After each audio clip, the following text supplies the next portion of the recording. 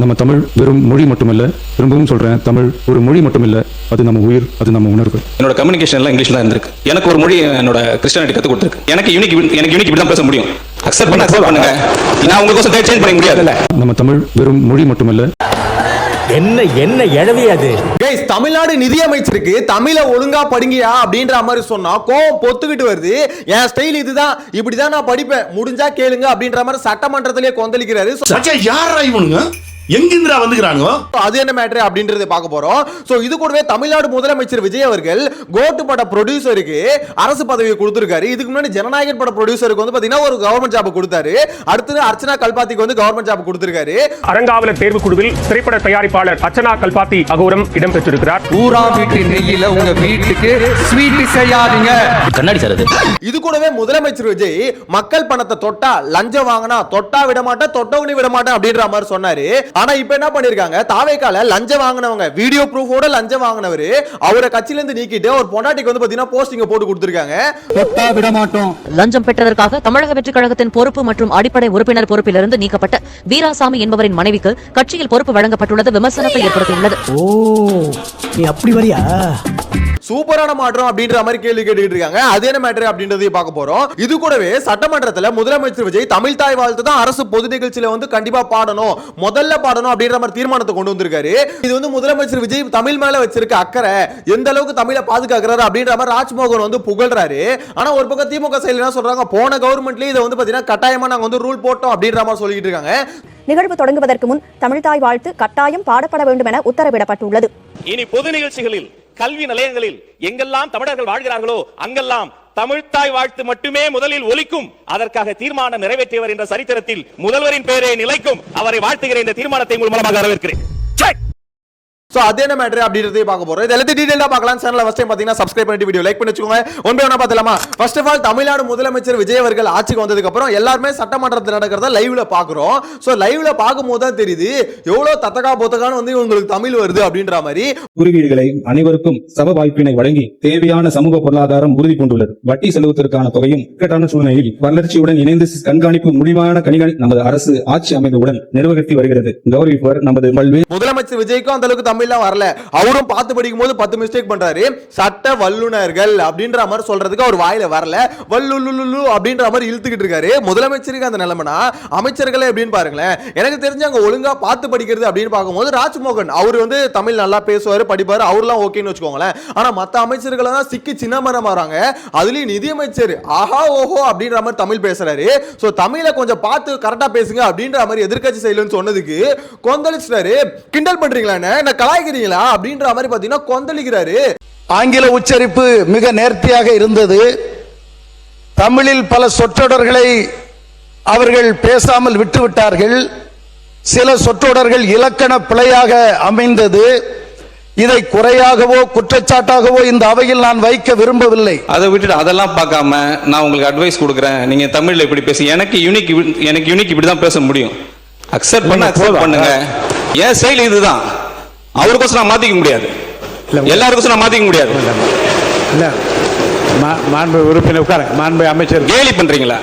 என் மதம் ஒரு மொழியை சொல்லி கொடுத்துருக்கு, அதுதான் அன்பின் மொழி அப்படின்ற மாதிரி சொல்றாரு.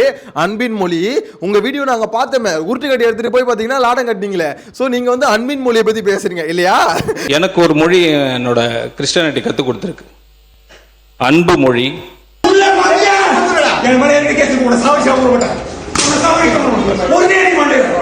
கால கொடுமலா இது அப்படின்ற மாதிரி தான் எதிர்க்கட்சிகள்லாம் சொல்லிட்டு இருக்காங்க. இதுல விஷயம் என்ன பாத்தீங்கன்னா, நிதியமைச்சருக்கு கோவம் மட்டும் வருது. 40,412 என்னமோ சம்திங். அதை சொல்றதுக்கு வரல, 1-2 ஒழுங்கா வரல. உங்களுக்கு கோவம் வருதுல, 1-2 ஒழுங்கா வரலங்க. 40,412 என்னமோ அதை சொல்றதுக்கு வந்து சொல்ல தெரியல, சிக்கி செதறாரு. சோ இதுக்கு அடுத்து வந்து பாத்தீங்கன்னா தமிழ்ல வந்து பாத்தீங்கன்னா ஒரு 10 பேராகிராஃப் இருக்குன்னா 10லயுமே மிஸ்டேக் இருக்குது. ஏதோ 1-2 மிஸ்டேக் வந்தா பரவாயில்லைங்க, ஃபுல்லா தப்பா படிச்சுக்கிட்டு இருக்காரு. அவர் வந்து நிதிநிலை அறிக்கையை வந்து படிச்சு படிச்சார்ல, சோ அதை படிக்கும் போதே பாத்தீங்கன்னா என்னையா இவர் பேசுறதுக்கு ஒரு டிரான்ஸ்லேட்டர் தான் போடணும் போல இருக்கு அப்படின்ற மாதிரி தான் அந்த அளவில் தான் படிச்சிருந்தாரு. சோ அவ்வளவு மோசமா ஒரு தமிழை படிச்சுட்டு இப்ப ஆப்போசிட்ல எதிர்க்கட்சியில வந்து குறை சொன்னா உங்களுக்கு ஏன் வலிக்குதுன்னு கேக்குறேன். அதாவது இந்த இடத்துல பாத்தீங்கன்னா என் ஸ்டைல் அதுதான், எனக்கு அப்படிதான் வரும், கேட்டா கேளுங்க அப்படின்னா என்ன சொல்றீங்க எனக்கு புரியலையே. நிதியமைச்சர் அவர்களே, நீங்க தமிழ்நாட்டுல தான் இருக்கீங்க, கேட்டா நான் வந்து பாத்தீங்கன்னா பிறந்ததுல இருந்தே இங்கிலீஷ்ல தான் பேசுவேன் படிப்பேன், இங்கிலீஷ். இவர் வந்து பாத்தீங்கன்னா பிரிட்டன்ல பிறந்து வந்தாரு, அதனால இங்கிலீஷ் மட்டும் தான் அவருக்கு வரும், தாய்மொழியை ஒழுங்கா படிக்க துப்பு இல்ல, தமிழை ஒருத்தவனுக்கு எழுத படிக்க தெரியல அப்படின்றது அசிங்கம், அவமானம். இந்த இடத்துல ஒருத்தவங்க சொல்றாங்கன்னா ஓகே அதை திருத்திக்கிறோம் அப்படின்னு சொல்லிட்டு உட்கார்ந்துடணும். அதை விட்டுட்டு என்ன கோவப்படுறீங்க? எது கோவப்படுறீங்க? 40,412 ஆகா 40,12 கணக்கு தெரியாம ரமண்டு ஊரே சிரிக்குது இத கண்டு கோட்டு போட்ட ரேமண்டு. உங்ககிட்ட இருக்க குறைய சொல்லவே கூடாதா? எனக்கு புரியலையே. எல்லாருமே தமிழை தப்பு தானே படிச்சிட்டு இருக்கீங்க. நிதியமைச்சர் கேவலமா படிச்சிட்டு இருக்காரு, நீர்வளத்துறை அமைச்சர் ஆஹா ஓஹோன்னு படிக்கிறாரு, முதலமைச்சர் அதுக்கும் மேல. சோ எல்லாருமே தமிழ்ல வந்து பாத்தீங்கன்னா ரொம்ப கஷ்டப்படுறாங்க, ரொம்ப கஷ்டப்பட்டு படிக்கிறாங்க. தமிழ்நாடு சட்டமன்றத்துக்குள்ள தமிழுக்கு வந்த நிலைமை இது அப்படின்ற மாதிரி தான் எல்லாம் கழுவி ஊத்திட்டு இருக்காங்க. ஒத்துக்கிட மனசு இல்லனாலும் அதான் நேசம். இதுல திமுக இருக்கவங்க எல்லாம் பாத்தீங்கன்னா பாயும் புலிகள் அப்படின்ற மாதிரி சொல்ல வரல. ஆனா அட்லீஸ்ட் அங்க தமிழாவது ஓரளவுக்கு எல்லாம் ஓரளவுக்கு படிப்பாங்க. அதாவது ரவுடிசம், அதாவது சட்டமன்றத்துக்குள்ள வந்து பாத்தீங்கன்னா ரவுடிசம். ஏய் என்ன நான் நிதி அமைச்சர், என்னையே நீ கொஸ்டின் பண்றியா? தமிழ் எனக்கு ஒழுங்கா வரலன்னு என்ன குத்தி காமிக்கிறியா? என்ன கலாய்க்கிறியா? என்ன கலாச்சிரியா நீ அப்படின்ற மாதிரி கண்ணிலே மிரட்டுறாரு, முறைக்கிறாரு. இது பயங்கர பேசு பொருளா இருக்கு. சோ இதை பத்தின உங்களோட கருத்தை மறக்காம கமெண்ட்ல மென்ஷன் பண்ணுங்க. மச்சி இவன்டா, ஆமாடா இவன்டா எவன்டா. ஆனா விஷயம் என்ன பாத்தீங்கன்னா, நிதியமைச்சர் அவர்களே உங்களுக்கு தமிழ் ஒழுங்கா வரல, அதுக்கப்புறம் இன்னொன்னு உங்களுக்கு கணக்கும் ஒழுங்கா வரல. ஏன்னா 40,000 சொச்சம் அப்படின்றத சொல்றது கூட உங்களுக்கு வந்து பாத்தீங்கன்னா வாயில வரல, நம்பர்ஸ் கரெக்டா தெரியல. ஆனா நிதியமைச்சரா நீங்க இருக்கீங்க அப்படின்றது ஒரு மாதிரி அது என்ன சொல்றதுன்னு தெரியல. பட் எனிவேஸ் அதுதான் இப்போதைக்கு இருக்க கால சூழ்நிலையில வச்சுக்கோங்களேன். சோ இதுக்கு அடுத்து தமிழ்நாடு முதலமைச்சர் ஒரு சூப்பரான ஒரு மேட்டர் வந்து பண்ணிருக்காரு. அதாவது அவரோட நண்பர்களுக்கு எல்லாம் பாத்தீங்கன்னா போஸ்டிங் கவர்மெண்ட் ஜாப வாரி வழங்கிட்டு இருக்காரு. ஒரு பக்கம் அதெல்லாம் ஒரு பக்கம் விட்டு இல்லைங்களேன். அவரோட படத்தோட ப்ரொடியூசர், அதாவது ஜனநாயகன் பட ப்ரொடியூசருக்கு வந்து பாத்தீங்கன்னா டெல்லியோட தமிழ்நாட்டுக்கான சிறப்பு பிரதிநிதியா பாத்தீங்கன்னா அவரை வந்து அப்பாயிண்ட் பண்ணியிருந்தாரு. யாரு? ஜனநாயகன் பட ப்ரொடியூசர். அவர் வந்து பாத்தீங்கன்னா கர்நாடகாவை சேர்ந்த ஒருத்தர். அவருக்கு வந்து பாத்தீங்கன்னா இந்த போஸ்டிங் வந்து கொடுத்திருந்தாருன்னு வச்சுக்கோங்களேன், கவர்மெண்ட் ஜாப். நம்மளோட வரி பணத்துல இருந்து பாத்தீங்கன்னா அவங்களுக்கு ஒரு salary வந்து கொடுத்துட்டு இருக்காரு. அது ஒரு பக்கம் இருக்கா. இன்னொன்னு இப்போ என்ன பண்ணிருக்காரு, கோட் பட ப்ரொடியூசருக்கு, அதாவது ஒவ்வொரு ப்ரொடியூசரா வராருங்க, லாஸ்ட்ல இருந்து அப்படியே வந்துகிட்டே இருக்காரு. கோட் பட ப்ரொடியூசருக்கு என்ன பண்ணிருக்காங்க, அர்ச்சனா கல்பாத்தி இருக்காங்கல, அவங்க வந்து பாத்தீங்கன்னா அறங்காவலர்களை தேர்வு செய்யற குழுல வந்து பாத்தீங்கன்னா அவங்கள வந்து அப்பாயிண்ட் பண்ணிருக்காங்க, கவர்மெண்ட் ஜாப். சோ அரசு பணி வந்து வழங்கி இருக்காங்க.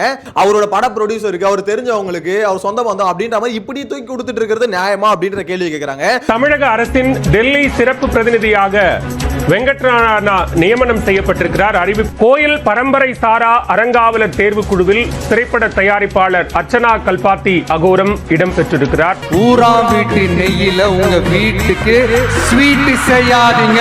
அடுத்தடுத்து ஒவ்வொரு ப்ரொடியூசரும் நம்ம லைன்ல வெயிட் பண்ணுவாங்க. சார் அடுத்து நான் தான் சார், அடுத்து நான் தான் சார், எனக்கு ஏதாவது கவர்மெண்ட் ஜாப் அப்படின்ற மாதிரி தான் இப்ப நிலைமை போயிட்டு இருக்கு. சோ என்னன்னு தெரியல, அவரோட படத்தோட ப்ரொடியூசருக்குலாம் பாத்தீங்கன்னா எடுத்து கவர்மெண்ட் ஜாப் வந்து வாரி வழங்கிட்டு இருக்காரு முதலமைச்சர் அவர்கள். ரொம்ப ஹாப்பி மூட்ல இருக்காரு போல. அவங்களுக்கு ஒரு போஸ்டிங் போட்டு விடுங்க, கவர்மெண்ட் ஜாபா உங்களுக்கு வேணுமா, இது இருங்க உங்களுக்கு ஒரு போஸ்டிங் என்ன வச்சுக்கோ அப்படின்ற மாதிரி பாத்தீங்கன்னா அதற்கு போஸ்டிங் வாரி வழங்கிட்டு இருக்காரு. இது வந்து பாத்தீங்கன்னா பயங்கரமா விமர்சனத்துக்கு உள்ளாயிட்டு இருக்கு. எதிர்க்கட்சிகளை விமர்சிச்சிட்டு இருக்காங்க. எத்தனையோ எஜுகேட்டட் பர்சன் வந்து பாத்தீங்கன்னா அதுக்கு தகுதியான நபர்கள் எத்தனையோ பேர் இருக்காங்க. சோ அவங்களுக்குலாம் நீங்க கொடுக்கறத விட்டுட்டு உங்களுக்கு தெரிஞ்சவங்கன்ற ஒரு காரணத்துக்காக தூக்கி கொடுக்குறீங்க. இதுக்கு உங்க கட்சிக்காரங்க வந்து பயங்கரமா முட்டு கொடுக்குறாங்க. அமைச்சர் ரமேஷும் பாத்தீங்கன்னா முட்டு கொடுக்குறாரு. அவங்க வந்து அர்ச்சனா கல்பாத்தி வந்து பாத்தீங்கன்னா நிறைய கோயிலுக்கு நிறைய பண்ணிருக்காங்க.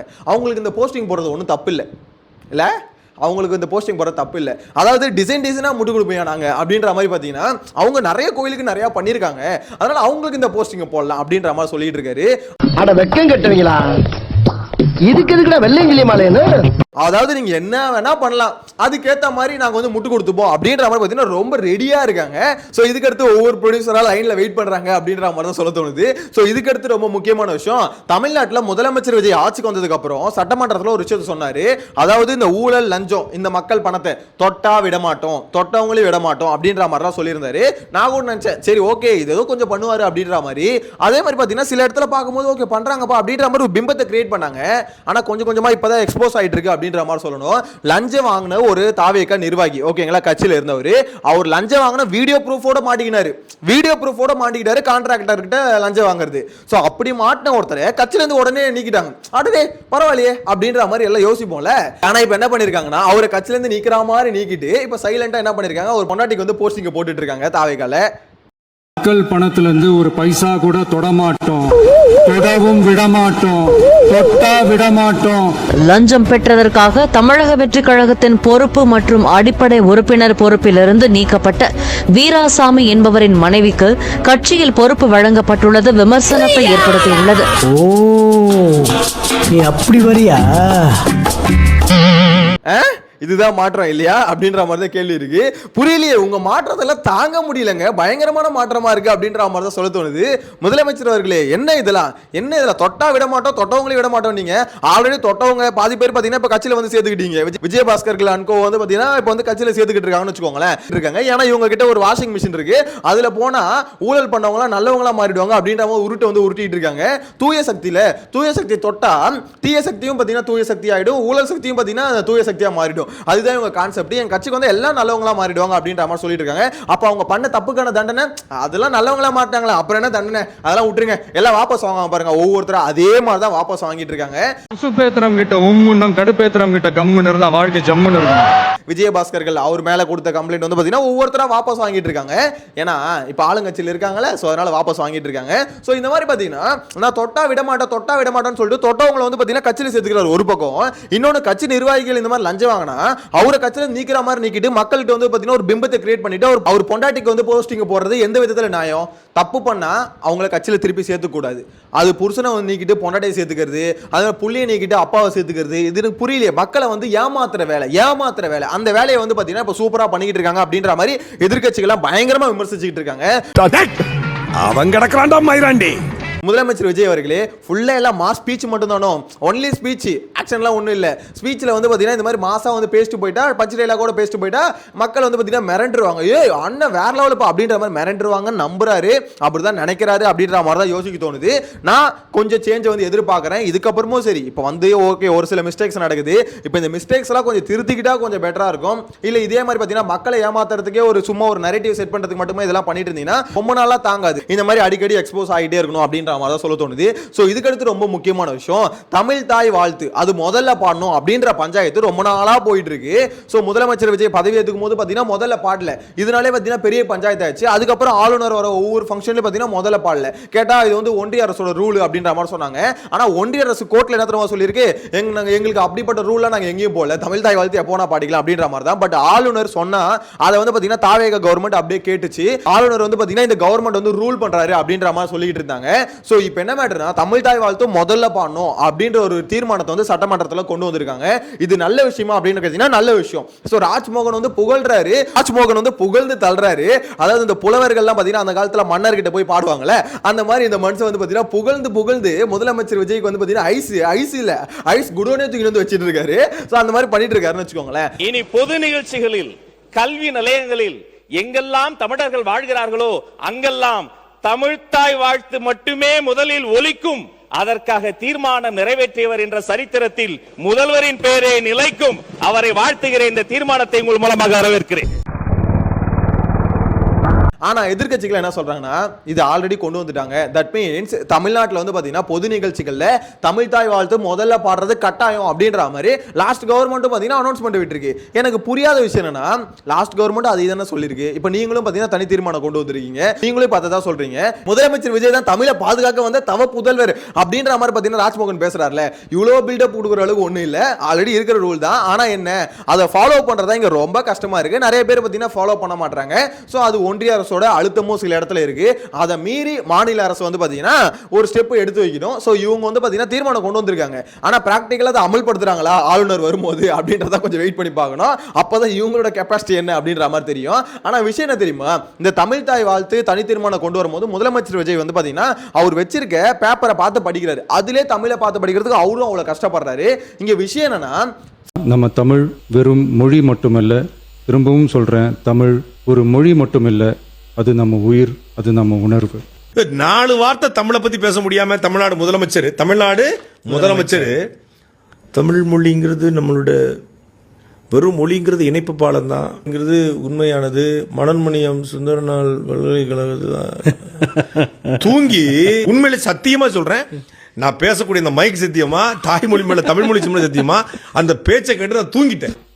எப்படி இருக்கும் என்ன ஆகும்னு சொல்லவா வேணும்? சட்டமன்றத்துக்குள்ள இருக்க பாதி பேருக்கு வந்து பாத்தீங்கன்னா தமிழே படிக்க தெரியல அப்படின்னும் போது எனக்கு புரியல. தமிழ்நாட்டில் எங்க இருந்து நீங்களா தமிழை வளர்க்க போறீங்க? முதலமைச்சர் விஜய் தங்கிலீஷ்ல தானே எழுதுறாரு, ஸ்போர்ட்ஸ் எடு ட்ரக்ஸை விடு அப்படின்ற மாதிரி. எனக்கு புரியல, ஏன் தமிழ் எழுத தெரியாதா? தமிழ்ன்ற ஒரு விஷயம் முதலமைச்சருக்கே பிராக்டிஸ் ஆகல அப்படின்னும் போது எங்க இருந்து பொதுமக்களுக்கு பிராக்டிஸ் ஆகுது? சோ அவர் பார்த்து படிக்கும் போது அவ்வளவு மிஸ்டேக்கா படிக்கிறாருங்க, ரொம்ப திணறாரு. முதலமைச்சர் விஜயும் சரி ரொம்ப திணறாரு, தமிழ்ல ரொம்ப கஷ்டப்படுறாங்க அப்படின்ற மாதிரி தான் சொல்ல தோணுது. பட் அவரு நல்லா தமிழை வந்து பாத்தீங்கன்னா ஃப்ளூயண்டா பேசுறதுக்கு நல்லா கத்துக்கணும். இன்னொன்னு தமிழை பத்தி புகழ்ந்து பேசுறதுக்கு பார்த்து படிக்கிறாரு.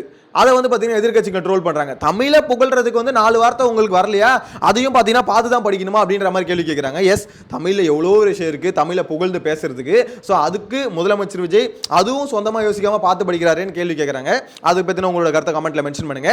இதெல்லாம் ஒரு பக்கம் இருந்தாலும் முதலமைச்சர் விஜய் நல்லா தமிழை கத்துக்கணும். அதுக்கு அடுத்து அவங்க அமைச்சர்களுக்கெல்லாம் பாத்தீங்கன்னா நல்லா டியூஷன் எடுக்கணும். இந்த மாதிரி தமிழ்ல நல்லா பேசுங்கடா, தப்பு பண்ணாதீங்க, நல்ல நிறைய மிஸ்டேக் பண்றீங்க, ட்ரோல் பண்றாங்க அப்படின்ற மாதிரி பாத்தீங்கன்னா ஒரு கிளாஸ் எடுக்கணும். எடுத்தாதான் தமிழை வந்து பாத்தீங்கன்னா சட்டமன்றத்தில் அட்லீஸ்ட் பாதுகாக்க முடியும். அதுக்கப்புறம் தமிழ்நாடு ஃபுல்லா பாதுகாத்துக்கலாம் அப்படின்ற மாதிரி சொல்ல தோணுது. இனி உங்களோட கருத்தை மறக்காம கமெண்ட்ல மென்ஷன் பண்ணுங்க. நெக்ஸ்ட் வீடியோல மீட் பண்ணலாம். டாடா, பை பை.